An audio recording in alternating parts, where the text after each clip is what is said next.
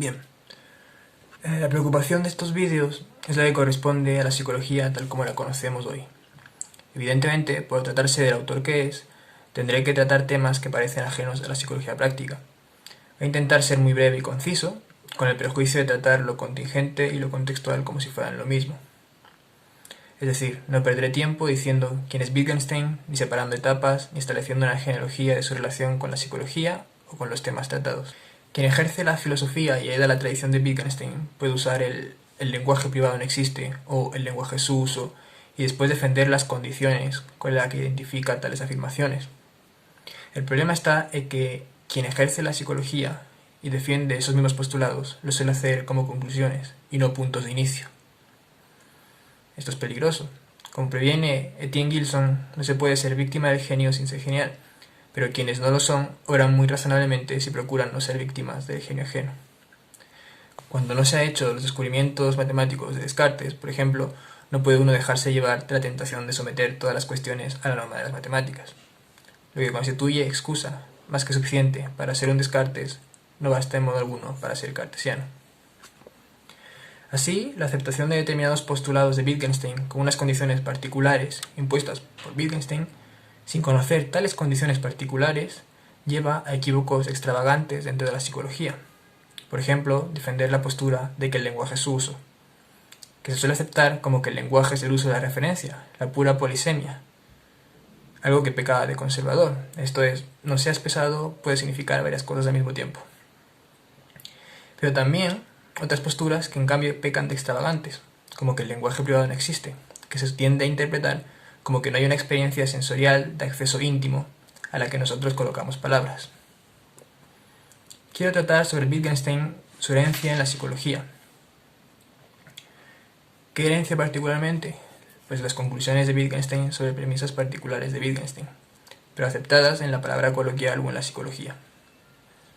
Como por ejemplo, no tener lenguaje privado, como la inexistencia de la introspección, no tener experiencias privadas o la inexistencia de lo mental.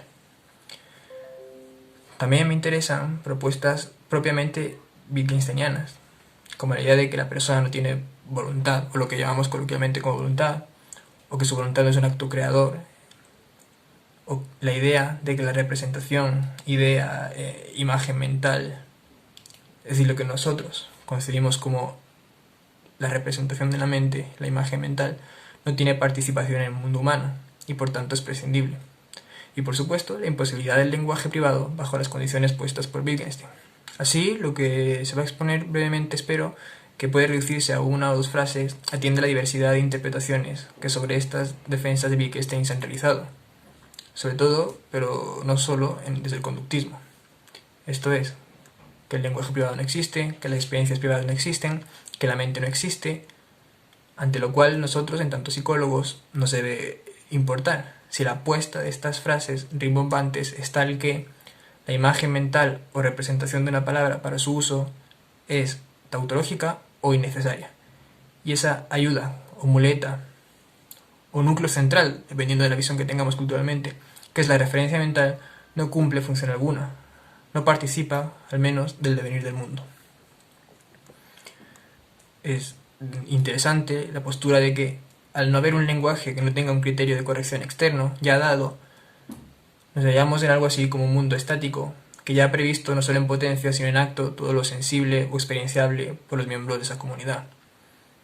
Y, por último, que una persona no acomete un acto volitivo, un acto de voluntad, que se corresponde con ese querer como un proceso mental, que es lo que aceptamos culturalmente.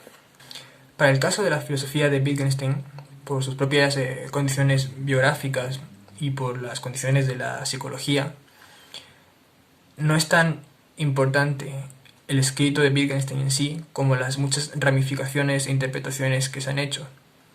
Las divulgaciones sobre el segundo Wittgenstein principalmente, de tal modo que más allá de 2 o 3 papers que considero suficientemente valiosos por sí mismos como para entender que no son excusas para ir desarrollando una crítica, sino que merecen ser leídos una y más veces por su valor intrínseco, voy a criticar ideas que considero han penetrado en la psicología que es wittgensteiniana, sin referirme a personas o corrientes en particular. Así, si digo determinados autores defienden el lenguaje es su uso, sin saber que eso quiere decir mucho más que los juegos de palabras, el albur, la posibilidad de usar masa en dos campos de saber distintos, y sin saber lo que están defendiendo, pues no hará falta que mente a nadie. Quien me oiga puede tomarlo como existen autores tal que así, y luego pensar que o bien me los he inventado o que son realmente existentes. Bien, la idea general divulgada sobre Wittgenstein se puede encontrar, aparte de, evidentemente, en las obras de Wittgenstein, en libros de consulta, ¿no? Como el Legado filosófico y científico del siglo XX o el Diccionario de filosofía de Ferrater Mora, que es el que voy a leer a continuación. Voy a exponer primero los rasgos generales, antes de desarrollarlos, y hacer ver la importancia que tienen y la claridad de sus puntos más valiosos. Dice Ferrater Mora en el Diccionario de Filosofía: lenguaje, juegos del lenguaje. La expresión juegos del lenguaje o juegos lingüísticos fue introducida por Wittgenstein en sus cursos y recogida en sus investigaciones filosóficas. En sustancia, consiste en afirmar que lo más primario en el lenguaje no es la significación, sino el uso. Para entender un lenguaje hay que comprender cómo funciona. Ahora bien, el lenguaje puede ser comparado a un juego. Hay tantos lenguajes como juegos de lenguaje. Por tanto, entender una palabra en un lenguaje no es primeramente comprender su significación, sino saber cómo funciona o cómo se usa dentro de uno de esos juegos. La noción de significación, lejos de aclarar el lenguaje, lo rodea como una especie de niebla. En suma, lo fundamental en el lenguaje, como juego del lenguaje, es el modo de usarlo. Como las palabras que usamos tienen una apariencia uniforme cuando las leemos o las pronunciamos u oímos, tendemos a pensar que tienen una significación uniforme, pero con ello caemos en la trampa que nos tiende la idea de la significación en cuanto supuesto elemento ideal, invariable en todo término.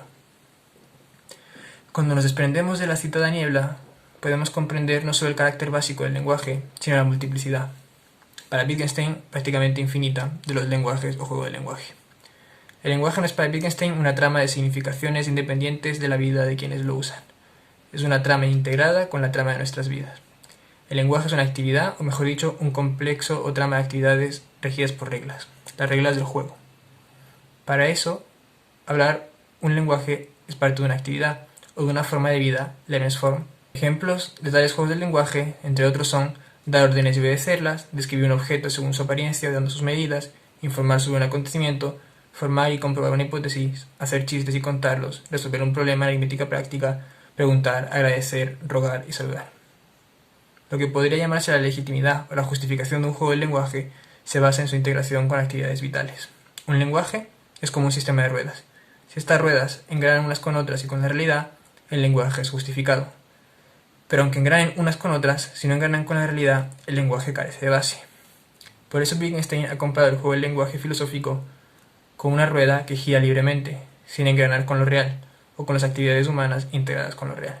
La noción wittgensteiniana de juego del lenguaje parece contradecir una de las ideas claves de dicho autor, la de que lo primario en un término no es su significación, sino su uso. En efecto, a menos que juego tenga un significado, parece que no haya posibilidad de relacionar unos juegos del lenguaje con otros. A ello responde Wittgenstein indicando que lo que constituye la unidad de los juegos del lenguaje es el aire de familia. Los juegos forman, pues, una familia. En todo caso, no se reducen a una significación única. La idea de que hay una significación única de juego impide saber lo que es propiamente un juego, y por tanto un juego del lenguaje. Lenguaje privado. Se ha suscitado en diversas ocasiones el problema de si hay o puede haber un lenguaje privado, es decir, un lenguaje particular de una sola persona, que solamente esta persona sea capaz de expresar y de entender. Aunque la expresión lenguaje privado haya tenido curso en la literatura filosófica solo a partir aproximadamente de 1950, en discusiones en torno a las secciones 243 a 315 de las investigaciones filosóficas de Wittgenstein, la noción designada por dicha expresión es anterior a dicha fecha. Puede interpretarse la visión mística como un lenguaje privado, en cuanto que es entendido por la persona que posee o que se supone que posee dicha visión, pero no por otra persona. Por eso, la visión de referencia es básicamente incomunicable. También puede interpretarse como un lenguaje privado una intuición en el sentido bersoniano del término.